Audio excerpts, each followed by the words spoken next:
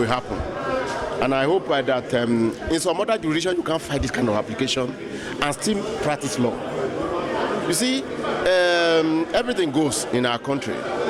How will a party, Odiogu went to Supreme Court, who got the order, also spent like the same 5 months in prison. The Supreme Court considered that he has stayed 5 months in prison and said go back to High Court. So if he's granted bail, or if he's not granted bail, will he stay there and after staying 5 months, will he find an application that he can no longer be tried? So these are absurd situations that they rely on section 36(9) of the Constitution. The Constitution says that if the court who try a person is not competent, then there will be no trial. The trial will be null, and then you cannot you can retry that person in the lower court. If you are relying on issue of double jeopardy, the Constitution is saying that you must have been tried by a court of competent jurisdiction. And if the court found that a court of competent jurisdiction try you and there is an error, then the order of the trial can be made to the lower court. Here there is no, the Federal High Court ruled that there is no court of competent jurisdiction that have tried him. And yet you are relying on that section to say that I can no longer be tried twice. So it's absurd. This is a kind of application that should not have been filed in first instance.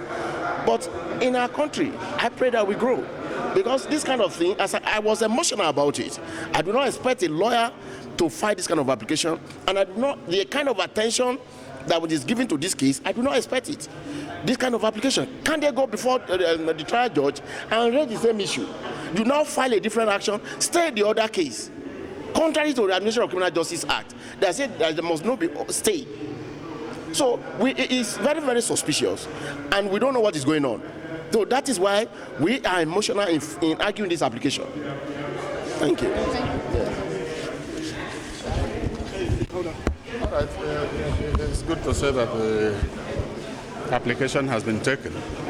And the summary of what has been argued this morning is that the federal government tried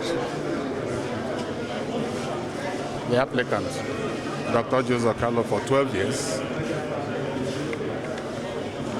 He was convicted and sentenced.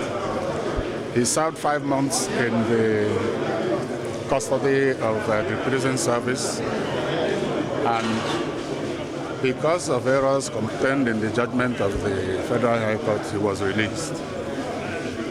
They then served him hearing notice to try him again after 12 years. And we are saying that is unfair. The weight of the federal government is too much to place on one man. 12 years, and then you start another journey, you don't know when it will end. Judicial journey is always long. Let nobody give you the impression that you can take somebody to court and in 1 minute you have sent him to jail. There are so many tenets of fair hearing that a person must receive before he ends up in jail.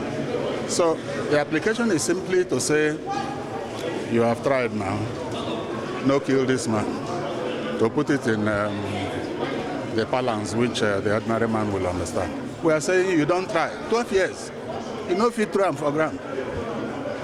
Let him please enjoy his life. That's what we have argued today. And the federal government has made its position clear. And the ball is now in the court of the presiding judge. Thank you.